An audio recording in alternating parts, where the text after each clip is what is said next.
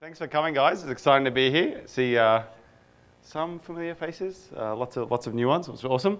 So today I'm going to be talking about doing Agile right. Lessons learned from a product manager. A lot of lessons that I've learned have just been from lots of mistakes, things that we're trying at Atlassian, and things that have worked well.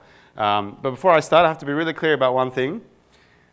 There is no right way to do Agile. So I've had a few people come to me and go, man, I really don't like the title of your presentation. You know, what are you saying this is the right way? So let's just be very clear. There is no right way to do Agile. Then the next question is, well, how do I know I'm doing something right? Well, if you're shipping quality software and it's what customers want and it's on time, then you're probably, whatever you're doing the right thing. You don't want to probably change things too much. So to help us get started, I wanted to share with you guys a story. I was at a friend's son's soccer match a few months ago now, and it was a very close game, a football match, and it was a very close game, and I think they were 9, 10 years old, and then around halftime, the kids run off on the side, and I was standing just watching them, and they all got the drink bottles, and they're kind of like huffed and puffed and in a circle, and they're looking to each other for confidence, and you know, someone's going to say something that will excite everyone. And a few people were yelling a few things. I couldn't really hear what they were saying. And this one guy, I think he was the captain, he's like, guys, stop. Second half, we just need to do one more thing. And there's like this moment of silence, like he's going to say something so profound. He says, we just need to score more goals. I was like, are you serious? If I was one of the other children, we used to be going, oh, thank you, that's what I forgot halfway through the game. I was like, I thought we'd going the other way. Thanks for explaining that. And I was kind of laughing and chucking at it, and I was like, yeah, it's kind of true. But then, like many things in life, whether you're building software or let's say you want to lose weight, the answer is actually quite obvious a lot of the time, right? And it's just the many gentle reminders we need of things that we probably already know that kind of come up in life that help us achieve a goal. So if we're losing weight, well, we kind of know, well, we probably need to get on a diet, do some exercise, join a team sport or something. They're all obvious things, but it's just those regular, constant reminders to help us, I guess, score more goals or build the right thing. So what I want to do today is actually take you through 3 rough phases of product management that you might be involved in, whether it be defining the problem, or in the middle, or you're building a solution, or you're helping working out what the solution is going to be, or you're getting feedback after you've shipped. And in each of those tips, each of those sections, I want to give you a few tips. They're just a bunch of random tips, things that I've learned and they've stood out for me and the teams that we've worked in have learned.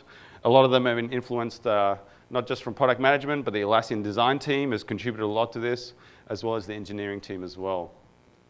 So let's get started with defining the problem. Who remembers this? Right.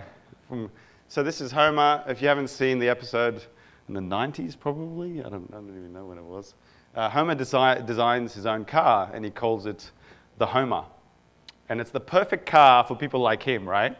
So it's got like a ridiculous amount of cup holders, several horns, because every time he's frustrated, he can't hit the right horn, so he kind of just throws his hand forward. It's got this bubble in the back for the kids to play, so he doesn't have to deal with them. And he kind of displays this at this car show to sell it, and there's this just silence, like everyone's shocked. I don't know if you remember the episode. Everyone's kind of like at horror, like, who would want to buy a car like that? The truth is, Homer built a car for people like himself, right? The only bad thing is there's probably not that many people like Homer in this world. By the way, while I was doing my extensive research, someone has actually built this thing, and I saw a video, I think it was on YouTube or Vimeo, so incredibly fascinating, so check it out if you get a chance. Not now, you can listen to me for now. But we learned a lot about this story, and Homer builds a car for people like himself. And at Atlassian, to help remind us who we're building for, we've created personas. So he was at Tash's talk yesterday about personas. Okay, wow, not that much. So if you haven't seen it, all the talks will be on YouTube. Tash gave a talk about how we created personas at Atlassian. Tash is in our design team. Now, as a product manager, I consume a lot of these personas and help contribute to them. and what I wanted to talk to you guys about the benefits that we get from these personas. Now, these are seriously some of our personas at Atlassian. We have Alana, we have Emma, we have William. So just to give you an idea, Alana's kind of like the business analyst, the product manager who uses our tools. I used her in some of the demos this morning if you were at the talk. We try to reinforce that in ourselves.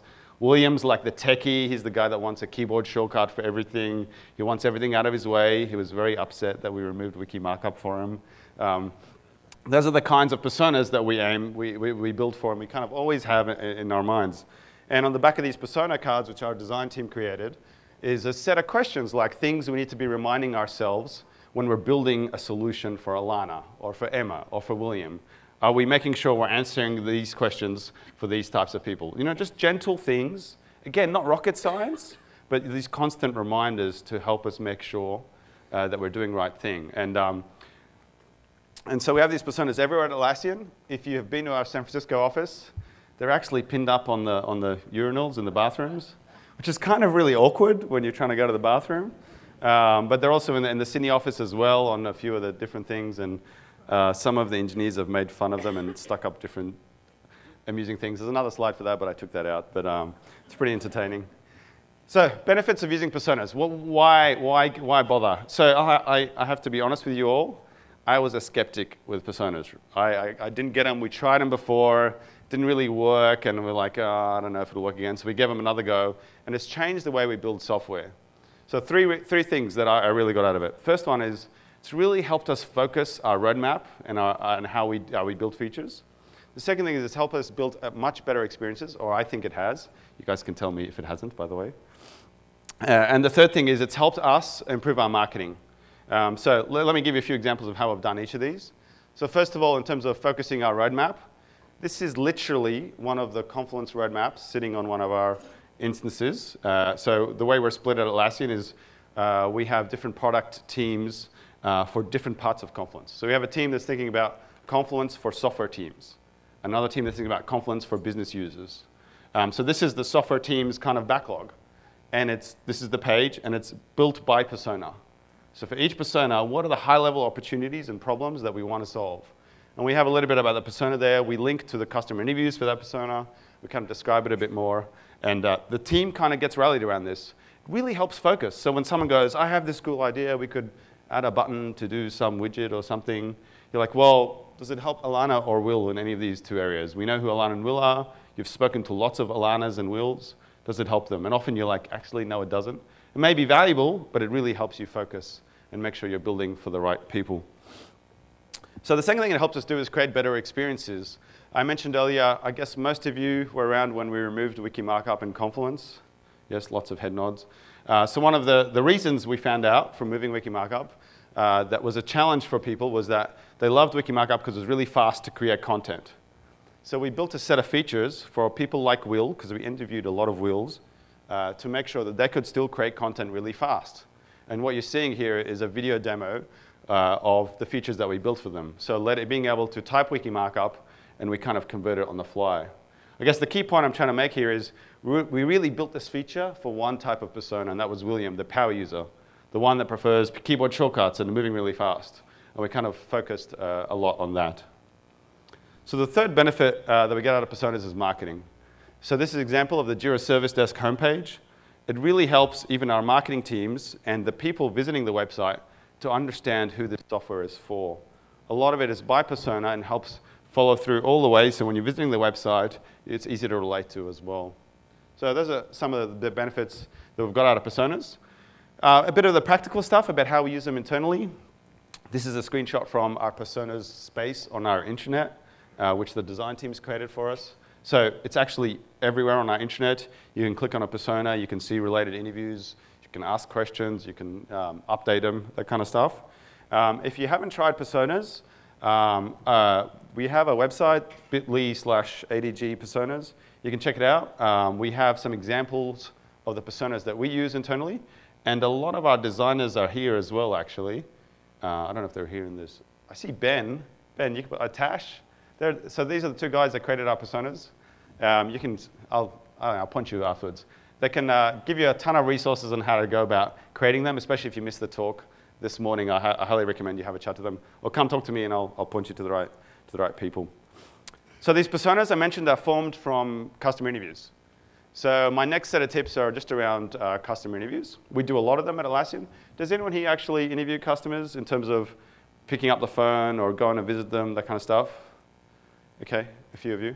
Now there's been a lot written about how to conduct custom interviews, the logistics around booking, the questions to ask, that kind of thing. I'm not going to focus on that. I'm just going to focus on things that we've learned internally. We really struggled with trying to take action from interviews. We were producing all this great content, but really struggled to take action.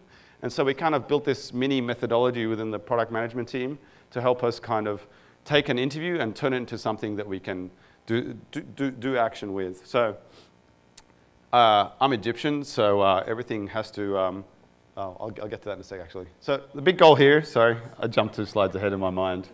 The big goal here is to try and help us building a shared understanding. It's been said, and you guys probably know, our biggest challenge with building software isn't going to be technical. Technology barriers are getting broken down all the time. Our biggest challenge is going to be with people and making sure everyone understands that we're building the right thing and who we're building it for. So back to the Egyptian analogy. So I was born in Egypt, so everything has to be a pyramid for me. So this is a framework we've kind of created internally on how to take action from your interviews.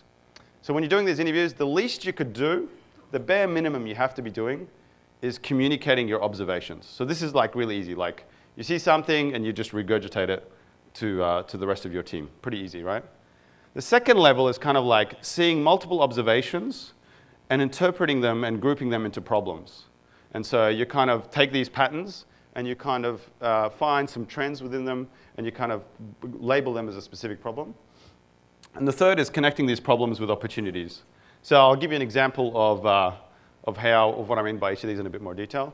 And I guess what I'm saying here is the higher you go up this chain, the more value you're going to get out of these interviews, or the more value we've found we get out of these interviews. The interviews at the bottom are just literally super long, these super long write-ups. There's just lists of observations that is literally regurgitating what customers ask for, which are great, but really hard to actually take the next step and do something with it. So we've been kind of thinking about it this way. This is just something we coined internally. I don't know if it's in the product management books or something. It should be. It's pretty cool. It's in a pyramid. So let's run through some examples. So communicating observations.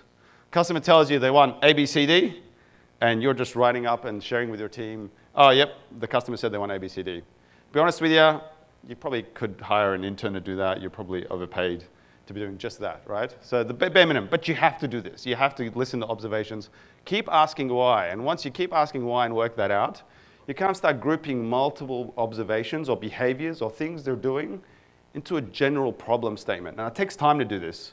Take all your notes, you kind of got them on a page, you look at them together and you're like, okay, well, person X did this in this spreadsheet, and then they moved it and copied and pasted it here, and they did that. And you're like, you know what? I think this is just a general problem about them trying to, I don't know, plan roadmaps. It's a very tedious and slow process. So you kind of come up with a problem statement. Now, the problem statement is not the solution. It's not the feature request. It's just a general statement on what they're trying, what are their goals, what are they trying to achieve. Then after that, you kind of want to spend some time thinking about how you can connect that problem with opportunities. So some things with Atlassian, we use, obviously many of you probably know, jira.atlassian.com, our customer-facing feature request portal. We link our interviews to the feature requests. So if we find there are several suggestions that relate to them, we will link to them. So you may link it to your backlog in your example. Or there's different ideas that might get generated from it. Or at Atlassian, we have 20% projects, which are just like innovation time for the engineers. So you might get some engineers that are really passionate about some of these problems. By the way, just never do a customer interview unless you've got an engineer in the room with you. It's just such a waste. See lots of heads nodding, like such a waste. Like make sure you're taking your engineers with you in those rooms. Huge, huge for building that shared understanding. And they get pumped and they get excited and they say, oh, we could do that really quickly. I'm going to do that on a 20% project. Like I hear that all the time from our engineers, which is really awesome. So quite likely to be working with people that know what they're doing, unlike me.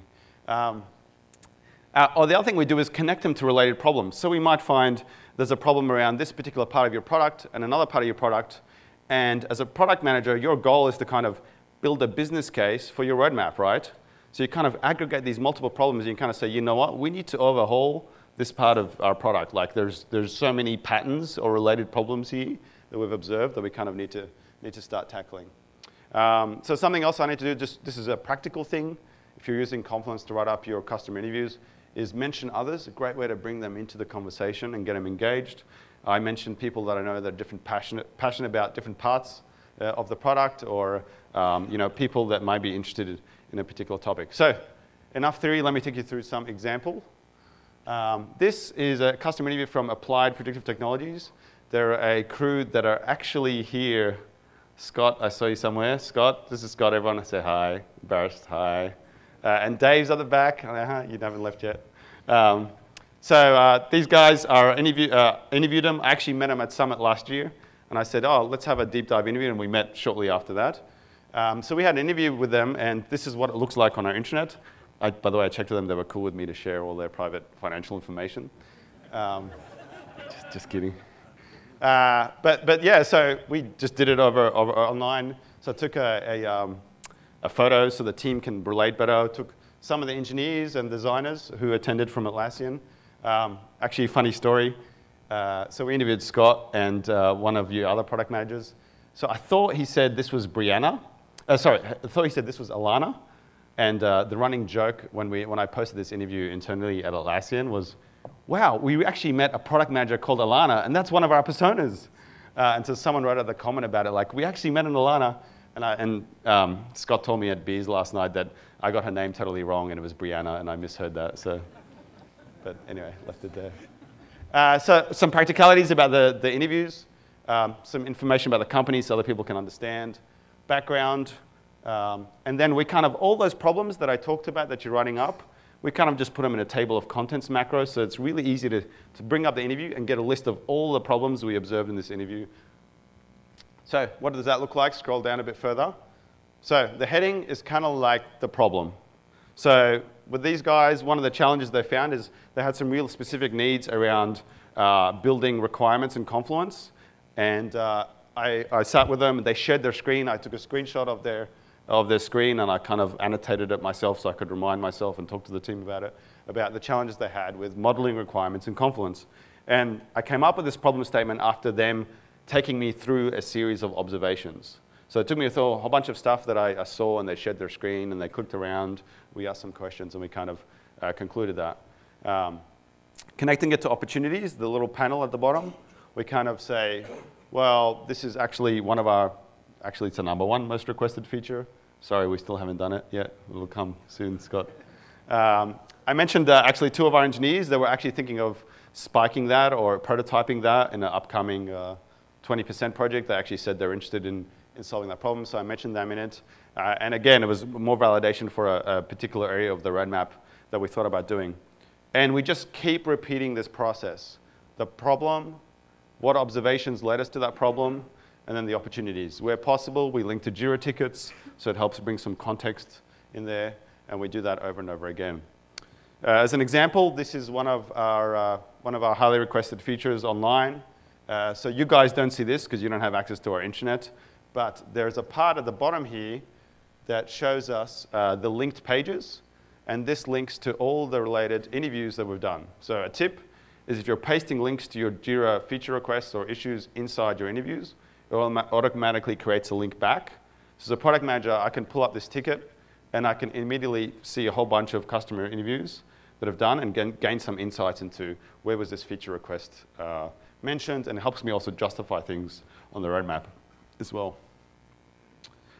Some other practicalities. So all our custom interviews are grouped in a customer interviews space on our intranet. So if you haven't done one, just try creating one. We use some basic macros, recently updated. We use labels as topics, really handy. So there's a little, I don't know if you can see that left bottom corner, but there's a topics section there as well, and a search box, and we've created our own basic template. And the templates followed that problem, opportunities, takeaways, kind of observations kind of model.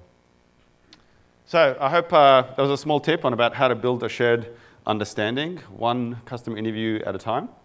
And now I want to jump into one of my favorite topics, requirements. So I'm not the biggest fan of the word requirements. I think just as an industry, we've kind of just bastardized that word a bit. And And let me give you an example of what I mean. So a lot of customers ask us, how do you do requirements?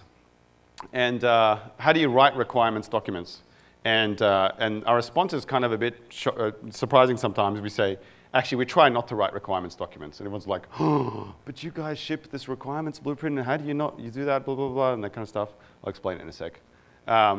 So we try not to write requirements. And what we try and do, and I hope a lot of you do, is break down user stories to as small as possible chunks and get them straight into your backlog. You know, typical user story as whoever the persona is, I want to do something so that what's the reasoning, what's my goals, what am I trying to achieve? And that goes straight into our Jira Agile backlog. So we're always striving for that, right? So we spend a lot of time talking and seeing, do we actually need to write something, or can we just talk about it? Can we agree on the spot about how we're going to tackle this problem? Now, I mentioned I hate requirements earlier because what we do as a bit of a, I guess as product managers sometimes is we get lazy and we think we're agile because we're writing, I do this myself by the way, we think we're agile because we're writing things in the form of user stories, but we kind of scrap the persona and we say, as a user, kind of defeats the purpose there, and then we describe the solution, not the user's intent. We kind of say, I want a button to do this, and and we just repeat the same thing again. I see lots of laughter. Like, I think I'm guilty of this because it's so easy to write this, and you kind of just end up writing that, and you're like, well, how is this any different to just the way you used to write requirements in just waterfall ways where you just kind of write solutions as like lists, right? It's exactly the same. It's a big challenge. I think part of that problem is the way we've treated user stories. And Jeff Patton, anyone here heard of Jeff Patton? Right, Jeff Patton coined the term user journey mapping, which I'll talk about a bit later. But he's pretty passionate about this topic, and he's got a book called Story Mapping, released this year. Highly recommend it if you haven't read it. It's one of the few books I've read this year that I've got a lot of value out of. And he just kind of reminds us of like user stories. The goal of them was just to tell stories, to help communicate scenarios and what's going on with these customers. And for us as an industry, we've kind of sometimes taken it and kind of said, this is the correct format of a user story and nothing else is the right way. And I don't know, I think sometimes maybe we've gone too far with that and we kind of missed the point of trying to communicate the problem to whoever's working on it so they can get a better understanding of what it is that they're building. So what do we do about this? So if you come back to Agile Manifesto, what do we learn from them? So a couple of principles on Agile Manifesto. First one is interactions and individuals over all our tools and processes, right? And the second principle is around, it's better to get stuff shipping and get stuff out over writing tons and tons of documentation, right? So what we've been thinking at Atlassian is we kind of just built this mini Agile requirements toolbox, if you want to call it. We're just building lots of tools and techniques to help us define and tell these stories. And quite often, we kind of don't do the same thing multiple times. We're often doing different things at different times, right? So what's in this toolbox? It's everything from like starting to create prototypes or using data to tell stories or record videos. How many of you been to the customer video booth in the hall? Has anyone seen that yet? There's a little video booth in the hall where you can come and sit on a seat, and it's like one of those photo booth things. And we record a video of you, like in a couple of minutes, telling us what you like or dislike or what you'd like to see about our products. That's one of our techniques, and that video goes back and gets posted on our intranet and shown to our engineers, and they can kind of learn from that process. Surveys, journey maps. Look, there's a ton of stuff here. I've just picked some random lists. And I want to walk you through a couple of these things. So let's start with journey maps. So journey maps is something we do a lot inside Atlassian to help us tell kind of like an end-to-end story here. I want to talk to you about the problem, I guess, journey maps solve. Does anyone here kind of do journey maps? A few, right? Not many at all. Okay. So the problem journey maps solve is something that I'm very guilty of. So I get really excited about a feature. I'm like, oh, that's awesome. Let's build it. Like we could do this and do that. And we kind of forget about the whole journey, how someone enters that feature and what happens when that button or whatever it is that you're working on is used. So typically there's people, hopefully, at the end of your software. Maybe you're building integrations. And they're trying to get to this goal that you've just built, right? And there's a lot of friction to get to that. And then once they get to that, what happens? Like, does a notification go out? Does another user get involved? Is there some other part of the process that we've missed, right? And this is what kind of journey mapping kind of helps you try and solve is, who's using your software? How do they get from point one to the end? And how do you make sure that you've actually captured the whole solution and not just focused on your one little button here that it actually takes a user 4 days to get to or something like that? So these journey maps, a lot of our designers kind of initiate them, or some product managers as well. It's a mix. We kind of use them all around internally inside Atlassian. I'll give you some examples. This is one, I think, Ben, did you do this? I think, yeah, Ben did this. So this is posted somewhere on our intranet on some walls, kind of mapping out the personas, them going through a particular flow, and he's drawn that flow here, and he's got this cool little sentiment value kind of thing, the little line at the bottom, showing us the pain points in that flow, what parts of the flow work well, and the little exclamation marks at the bottom are kind of like, oh, we should really thinking about addressing those things. So that's one way you can do journey maps. Another way is we're really bad with printing at Atlassian. We print a lot. We print screen by screen, and we pin it up on the walls behind us around where we sit in these environments. And we walk through the journey of someone getting to a particular task or a particular feature that we're walking through. And we write all over them, and we have stand-ups around them, and we pin them, and we actually take these sticky notes sometimes and go raise Jira tickets, and then we'll go update the wall a week later, and we walk through the whole process over and over again to make sure we've reduced that friction of someone entering in and someone exiting whatever journey that we're building for them. And this is around, this is right behind my desk in Sydney. For distributed teams, quite often you'll see this in Confluence as well. So here's another one that's been created on our intranet. Talks about the personas and then walks through the flow again. So you're building a feature, just thinking about how we're starting and how we're ending, and start to map that whole process. And you'll hopefully build a better solution for your customers. So draw the journey. If you're not doing it, draw it any way you can. I hope I've shown you how we do it, like in a fancy way or just on a Confluence page. You can use Glyphy or something, or one of the diagramming tools to do that. So I hope that kind of gives you some ideas there. So that's one kind of thing we do in requirements, journey mapping. But what about actual writing documentation? So I mentioned to you earlier, we try not to write documentation, but in reality, sometimes we do. So we do end up writing requirements documents a bit. So I was trying to think of a general pattern. So the next question I got asked by a lot of customers is, so when do you actually know you have to write something? So I was trying to think of a pattern of like what triggers this at Atlassian, and I spoke to a few product managers to try and work out when do they actually put pen to paper, and when does that happen? So who remembers Windows 3.1, right? So many awesome memories here playing Ski Free and Solitaire, and anyway. I was looking at the number of lines of code that Windows has. It's insane, 70 million. That was Windows 8, so this is obviously outdated already. Can you imagine if you're one of the engineers on that team changing a single thing in there? You probably just like have no idea what else is going to be impacted and broken, and because it's just been built over so many years, right? There's like so much history to it. And I was looking at what we do at Atlassian, and I was like, we found several examples where we found some patterns here. So on the left there we have team calendars. It was a new add-on when we launched it a couple of years ago at Summit. This was an add-on for Confluence. And on the right was what we thought was something much simpler, which is adding a page layouts feature to Confluence. So adding a small little button inside the Confluence editor. And it was fascinating to go back and reflect on not just this example, but lots of other examples on when we did put pen to paper for each of these projects. So with team calendars, we were like, well, what are we building? What's in our minimal viable product? What's in our first version? So we kind of said what we want to do in our first version, and that was it. When we started thinking about the page layouts feature, we were like, well, how are we going to migrate people from section and column macros? Do we want to migrate them? What about all PDF export and HTML export? Oh, what if they copy paste something from one page and put it in another page? Or if they copy and paste something from another Confluence instance to another one?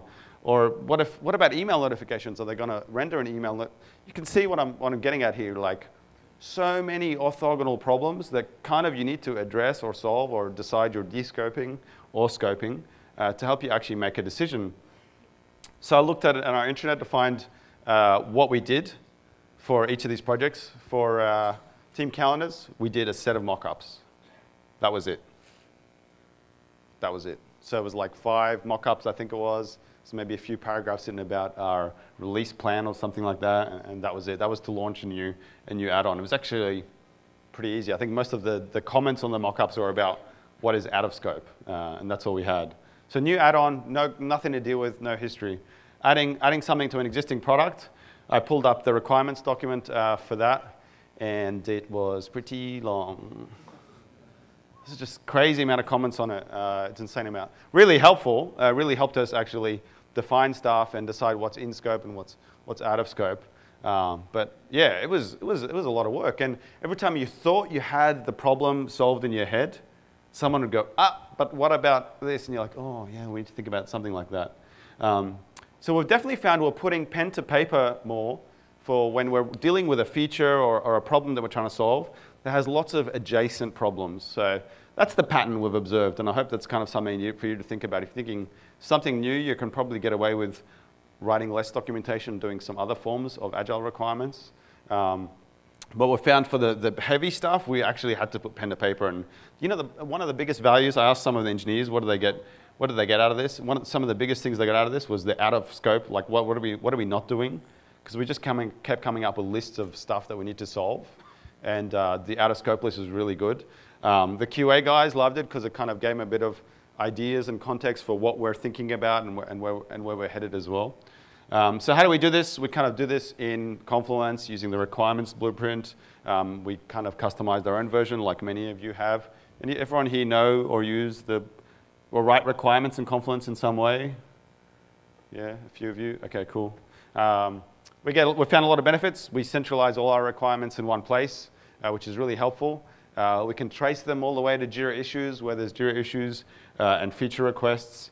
And something I find really fascinating, and this is just something I hope is not an Atlassian thing, it's probably a bit of a culture thing as well, is I'll write a page with an engineer, we'll kind of pair on it together, we'll work on it at the same time. And then someone from another team, like from the Jira team, will come in and make a comment, and it'll be really insightful. It's like, hey, we thought about this, and maybe we should do that. Or have you guys talked to this person? And it's an awesome way to kind of build on the collective wisdom of like the whole of your company. So there's a separate talk or a separate amount of detail on product requirements. There's a link there where you can get some, I think I've linked that one to a YouTube video with just some more details about writing requirements in Confluence if you want to learn more about how we do that there as well.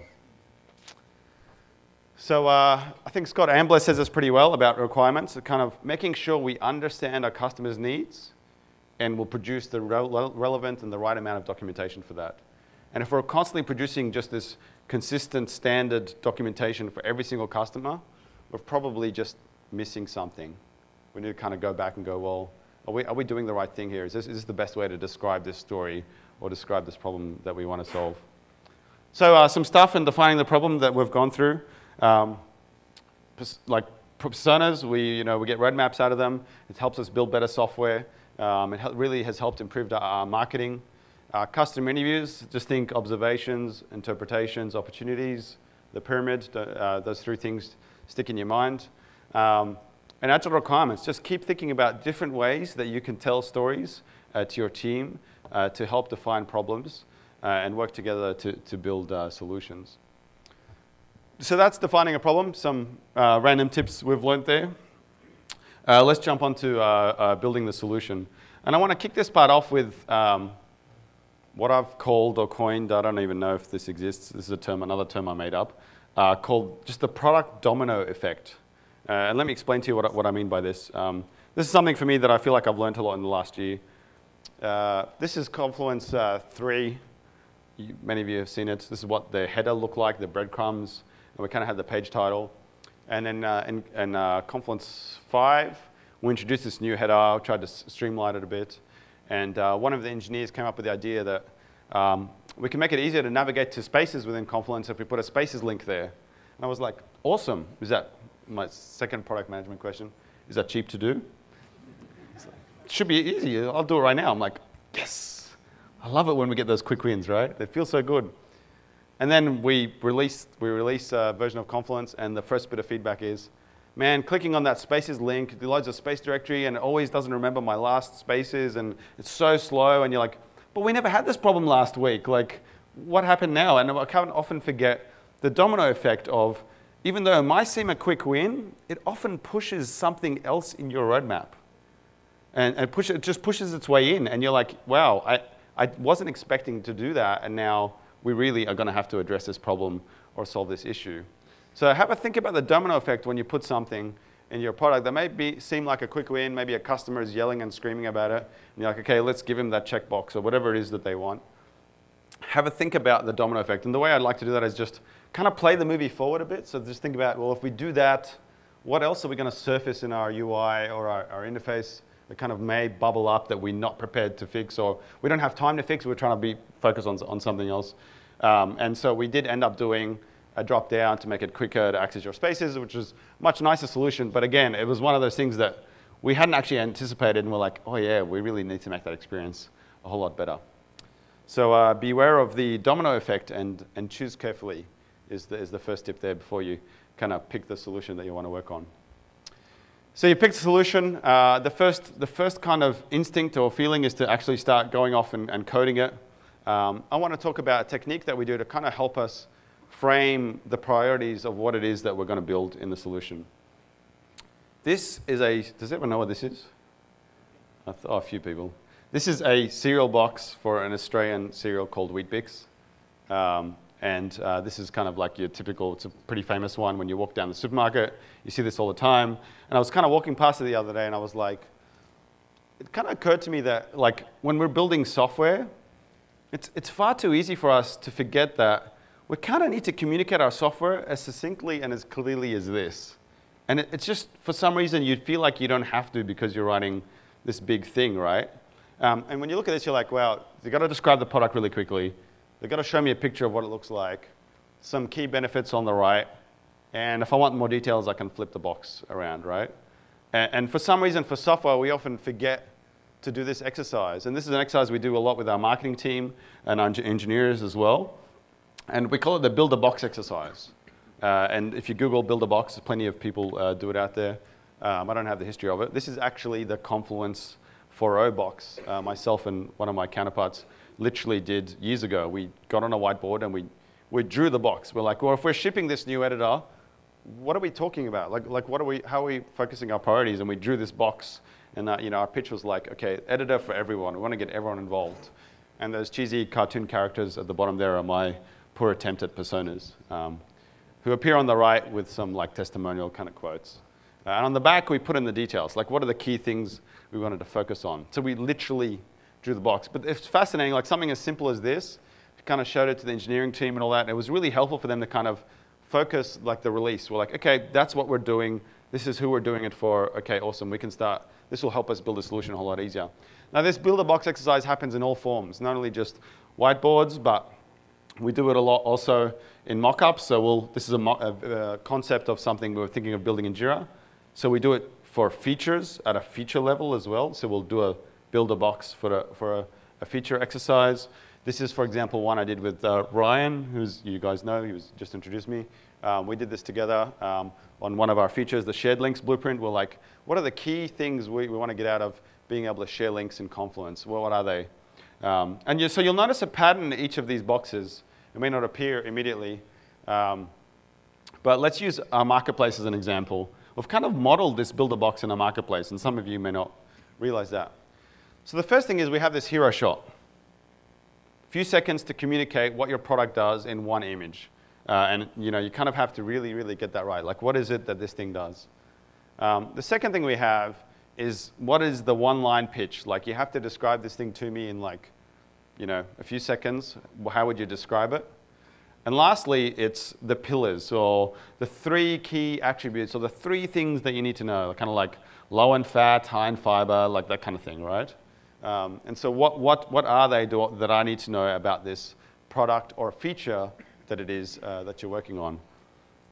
So if you're not doing the build a box exercise, I highly encourage you to. Like every time we've done it, we've always finished the exercise and raised issues in our backlog to change our priority and change priorities around. And sometimes we've done it a bit too late and we've gone, we should have done this earlier. But 3 things to think about: your hero shot, your one-line pitch, and your 3 pillars or 4 pillars. What I mean by that, like the 3 key points you're trying to communicate. And you often find when you do this, it really helps you focus on the feature or the solution it is that you're building there. So my third tip in this section is, what if I didn't have any documentation? So thinking about building software with this mentality. I don't know about you guys, but I often don't think about this. I sometimes say, don't worry, we'll put it in the docs. Like I found myself saying that a few times. And so a quick example, Ryan was telling you earlier of Confluence 5.4. We spent a bit of time on our release notes with our tech writers. We made this beautiful video with our marketing team with this good-looking guy on it. And I thought it was really good. It was a good release. So the other day, I went to check the stats. How many people are checking this thing out? I was like, wow, in 5 months, we had 20,000 unique visitors. We're kind of famous. This is awesome. And then I remembered we have 9 million Confluence users. Like, that's less than 1% actually read that page that we spent 3 hours writing and the video we spent hours producing. Less than 1%. Isn't that insane? And it's just one of those moments where you're like, wow, like it really kind of tells you where you should focus your efforts, right? Like 99% of people aren't even reading the docs. So a thing we've been reminding ourselves, and my engineers have been reminding me as well, is like, assume you don't have a release notes. Assume you don't have release notes, and see how that changes how you build product. I've been baffling on a bit, so I'm going short for time, but let's run through this really quick. So how do we do that? So some examples. You put a calendar in a page, right? Typically we'd stop there and someone was like, well, we don't actually guide you through what next. You kind of put this calendar in a page and team calendars. What do you do next? Or like, what are the things I need to do? So we kind of guide the user through that process, right? The first time you ever link a Confluence page to a Jira issue or vice versa, we let you know, did you know this is where you can find these links? They're up here. Or you've finished your sprint in Jira Agile and you're like, okay, it's time to do your retrospective. So we're kind of guiding. This part of this is also that journey mapping stuff that we talked about earlier, right? So you're guiding users through that flow. Another example is you highlight to create Jira issues in Confluence. The first time you ever do it, we kind of tell you what exactly you're about to do. We kind of give you a use case and we explain to you what will happen. This is typically stuff we've done in the past. We've said, oh, don't worry, we'll just write that in the documentation. And it doesn't take that much more effort to kind of take that little time to explain it in your product a bit better. And then we take it to the user. Now, I have to be very clear. I'm not advocating for one of those annoying pop-ups like everywhere in your product. I should be very clear. A lot of this stuff is really, really contextual. And a lot of you actually won't even see these things because you may not do some of these actions. A lot of them appear only the first time after you've done certain other actions, right? So have a think about that when you're building these things. You don't want pop-up hell. That'll be quite painful. So product domino effect, be aware of that. Build a box exercise. If you haven't given that a go, I highly encourage you to go. Grab Ryan, our marketing guy. He does a lot of them as well if you want some more information. Try building and just every time you find yourself saying, let's write that in the docs, just think, okay, hang on a sec. Okay, what do we have to do to not write that in the docs? Like, do we have to change the feature? Do we have to make it more intuitive, easy to use, that kind of stuff? All right. Last section I want to talk about is getting feedback. So I want to share with you 2 tips here. The first tip has got a few stories. And it's all around reducing friction. The primary goal of getting feedback is you need to make it as frictionless as possible. Let me give you 2 examples. Anyone here been to Singapore Airport, Changi Airport in Singapore? Super cool airport. It's the best airport to get stuck in. There is so much stuff to do there, like movies and games and anyway. The bathrooms are pretty awesome too.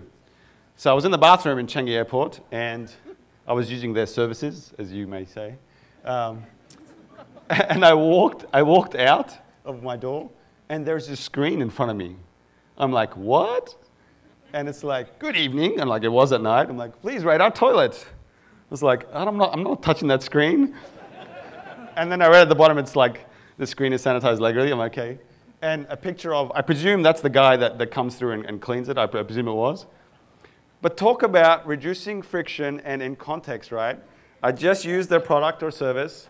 I just walked out. I don't even have to fill out a form. I just press one button about, am I smiley facey or am I unhappy? You could just end up pressing the unhappy one because you were constipated or something and you had a bad experience, but you know what it is. Now contrast this to this experience, right? I was in Bangalore speaking at a conference and I'm walking out of the airport, walking into the airport to check in, and this gentleman was a customer. I asked him if I could take a photo. He said it was cool as long as I blurred his face, so I've done that. And they have these feedback forms. I'm like, okay, cool. I'm speaking about feedback, so this might be interesting. So I pick up the form. On one side, it's got like some details. It says, drop your feedback and suggestions in the Dropbox. I don't know where the Dropbox is. I presume they didn't mean Dropbox as in Dropbox the service. Mail your suggestions to some email or phone, an international phone number, but I'm just leaving the country, so this is just really not making any sense right now. Flip the card on the back. I have to give them my name, my address, my passport number. I'm like, I'm really hesitant to give anyone my passport number. Nationality, my email ID. When I'm leaving, my flight number, you already know that. Like I just gave you my boarding details. And then this table, this grid table, I'm like, okay, this is easy. I can tick boxes. It's slightly confusing. And you get timeless is one column. Courtesy is another. It actually says service quantity, and they've stamped that to say service quality. and then I got to tick what it was like on the side and other suggestions. Talk about, I actually took it and I filled it out, and I walked around the other side because I had an hour to kill before the plane took off. I couldn't find this Dropbox. I'm like, someone find. So I went to the toilets. There was no screens in the toilets, by the way, and I just threw it in there. Not in the toilets. I threw it in the rubbish bin in the bathrooms. So think about reducing friction in your apps, right? So talk about the two contrasting things. There's lots of tools to help you do this. Now, we use Wufoo Form, use Get Satisfaction, Google Docs. If you use a Jira customer, check out the Jira issue collector if you haven't already. I can talk to you about it afterwards. Gives you a bit of JavaScript if you're building a web app, puts it in there, gives you a feedback button. Great way to give feedback. And you really got to think about, reducing those fields. Like so how simple the Singapore airport one was, right? They just wanted a smiley face, simple. And we often debate heavily at Atlassian which fields we're going to display on our contact form or which fields we're going to display on our feedback form. And you may seem like you're having this debate that's kind of superficial, but no, it's really worth it. It's a difference between like hundreds of feedbacks, submissions to thousands. We have these all over Atlassian. This is on our intranet, so we can get feedback because we're releasing features all the time internally. We only have one field that's required, the summary. In Jira and on demand, you get this button at the bottom. We get hundreds of those a week. Inside Confluence, we ship these contextual things. You only see them in on-demand customers, by the way. We're kind of like, when we wanted to build more blueprints, we wanted to learn what other blueprints people wanted. So in the create dialog, we kind of put a mini survey there. So it's contextual, right, where you're doing things. And when you click it, we kind of give you a survey. And we had a whole bunch of results and received a whole bunch of suggestions from customers for what blueprints they wanted. In the Jira issue macro, this is a whole bunch of internal examples. I'm just flying through them, sorry. We have a survey on the left, more to come. When you click on it, we had a survey. Like, it's contextual, like it's right. You're interested in Jira reporting in Confluence? Awesome. Can you fill out the survey for us? We've had a lot of luck with those things. So many tips here. You want to think about reducing your barrier to entry. Debate and fight those fields and reduce as much as you can. And just think of the Singapore airport one and make it easy to express yourself. All right. I might go a bit over. Let's see how we go, Ryan. We're doing all right? Okay, cool. Last story here. I was in Bali in Indonesia. Has anyone been there? Right, okay. And I'm walking down the pathway, and there's these really cheap T-shirts. And they're surf T-shirts, like surf brands. Now, I have 3 teenage boy nephews, and they will not wear anything unless it has a surf brand. And I saw these T-shirts, and they were like $5. And I was like, wow, this is so cheap. I'm just going to buy like 15 of them and then take them back. And that's like Christmas presents and birthday presents. And I'll be the coolest uncle for a long time. So I bought a whole lot of these shirts, packed them in a plastic bag, went back to my hotel, and I was so proud, showing my wife my negotiation skills. I was like, look what I got. I'm going to be the coolest uncle. So I pull out these T-shirts. I'm like, only $5. She's like, oh, that's pretty good. Well, hang on a second, Sharif. That doesn't say Billabong. That says Billabang. And I was like, oh, you're right, it does. And every shirt had this little typo or spelling mistake on it. I totally missed and misunderstood. And we weren't even sure if we were going to give these T-shirts to my nephews or not. But we gave it to them anyway, and they didn't say a thing. So I was thinking, A, they're really polite nephews, or B, they didn't notice. They're not polite nephews, so I'm pretty sure they didn't notice. They didn't notice at all. But you can go a long way faking it, right? And Atlassian, when we're building our solution and getting feedback, we're thinking a lot about faking things. And so this is a video, actually, of a feature that's part of it is shipped in Confluence. You may not recognize some of this stuff that we showed a lot of customers about getting these notifications in one place, and you can click here, and you can do that. What you're seeing here was completely faked. We didn't write a single line of code. We did this in Keynote, actually, like Microsoft PowerPoint. And we kind of built the whole thing in there. And we recorded a video and showed it to people. And we realized we got so many concepts wrong. We were like, no one understood this starring thing, so we got rid of that. People were like, well, why would I use this? I don't understand. And so we actually iterated on the fake solution multiple times before the engineers were even ready to start writing any code. Saved us a lot of time and saved us a lot of money, really. And saved engineers a lot of frustration of like things keep changing all the time. So how can you do this yourselves? So we do this inside Atlassian, and we have actually produced it on our design guidelines website. You can do it in Photoshop if you do Photoshop. If you're good at basic JavaScript, you could write some basic JavaScript things. This is some of the stuff that designers have done. We've created a Keynote file, like a Microsoft PowerPoint file, with all our UI assets in our product, like dialogues and buttons and all that stuff, all in there. So you literally copy, paste, drag stuff, and you can start to visualize a user interface and click through things. So a great way to fake concepts as well. So fake it till you make it. And when you think about building a solution, think about how you can fake it or prototype it before you even start, and you can save time and money. So reducing friction, we talked about that, and faking concepts. I think that's it from me. I will say one more thing with reducing friction and feedback loops. I actually have a separate talk all on giving feedback loops. I talk too much. I've only got a minute to go. Separate talk all on feedback loops. It's on YouTube, so you can check it out, where we talk about building effective feedback loops in Agile teams there as well. So that's it from me. I hope you've got some tips about defining a problem, building a solution, and getting feedback. And I'm pretty sure I am over for questions. So I'll actually stand at the back for a while. I'll also be at the Confluence booth area if you have anything. And I'll jump on the Confluence questions and answer your questions if you have any. So ask them if you do, and I'll do them tonight or this afternoon. Thanks, guys.